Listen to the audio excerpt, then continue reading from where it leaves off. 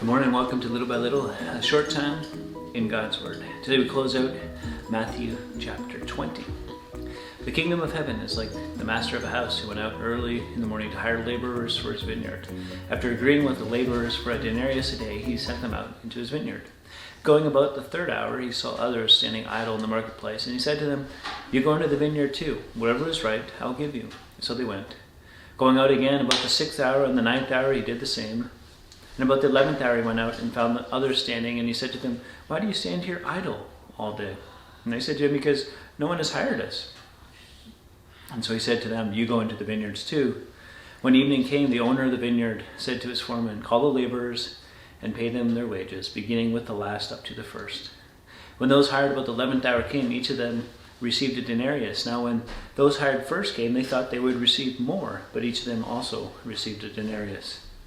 And on receiving it, they grumbled at the master of the house, saying, "These last worked only 1 hour, and you have made them equal to us who have borne the burden of the day and the scorching heat." But he replied to one of them, "Friend, I'm doing you no wrong. Did you not agree with me for a denarius? Take what belongs to you and go. I choose to give to this last worker as I give to you. Am I not allowed to do what I choose with what belongs to me? Do you begrudge my generosity? So the last will be first, and the first last." And as Jesus was going up to Jerusalem, he took the 12 disciples aside, and on the way he said to them, "See, we are going up to Jerusalem. The Son of Man will be delivered over to the chief priests and scribes, and they will condemn him to death, deliver him over to the Gentiles to be mocked and flogged and crucified, and he will be raised on the third day." Then the mother of the sons of Zebedee came up to him with her sons, and kneeling before him, she asked him for something, and he said to her, "What do you want?" And she said to him, Say that these 2 sons of mine are to sit, one at your right hand and one at your left in your kingdom." And Jesus answered, "You do not know what you are asking. Are you able to drink the cup that I am to drink?" And they said to him, "We are able." And he said to them, "You will drink my cup, but to sit at my right hand and at my left is not mine to grant, but it is for those to whom it has been prepared by my Father." And when the 10 heard it, they were indignant at the 2 brothers. But Jesus called to them and said, "You know that the rulers of the Gentiles lord it over them, and their great ones exercise authority over them. It shall not be so among you. Whoever would be great among you must be your servant, and whoever would be first among you must be your slave. Even as the Son of Man came not to be served, but to serve, and to give his life as a ransom for many."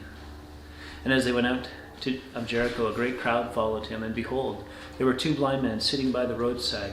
And when they heard that and Jesus was passing by, they cried out, "Lord, have mercy on me, on us, the Son of David." The crowd rebuked them, telling them to be silent, but they cried out all the more, "Lord, have mercy on us, Son of David." And stopping, Jesus called them and said, "What do you want me to do for you?" And they said to him, "Lord, let our eyes be opened." And Jesus in pity touched their eyes, and immediately they recovered their sight and followed him. It's the same question that Jesus asked James and John's mom. What do you want? What do you want me to do for you? And there's great crowds of people, and these 2 blind guys are calling out for mercy. And the crowd is like, "Just stop it. Don't bother them." And they cry out all the more, "What do you want me to do for you?" Jesus says. It's quite an open-ended question. I mean, in one sense, it seems pretty obvious, for the blind guys, and Jesus knowing that they were blind. James 4:2b says, "Yet you do not have because you do not ask." Asking is trusting, and a demonstration in our lives that we're unable, but we know and we believe that he is able. Jesus answers that request. He heals them, and out of his compassion and love for them. Then it says they followed him. In other words, they weren't just in it for what they could get from him, but as they've been impacted by him, they wanted to follow him and to not only receive mercy, but then to endeavor to follow him so that it may too give mercy to those that they encounter. I think that's how it's supposed to work. What do you want Jesus to do for you? And, we come up with reasons and things, and usually it's, well, I wanted him to, and he didn't, The question's still there. Is it tied to faith? That what God is going to do in and through that request is wholly righteous and going to further his kingdom? Or is it just something that you want? And so it's a heart check. Because the result would be, if God grants you that a closer walk with him, more following. And if it wouldn't lead to more following, maybe he's withholding it. Until next time, little by little.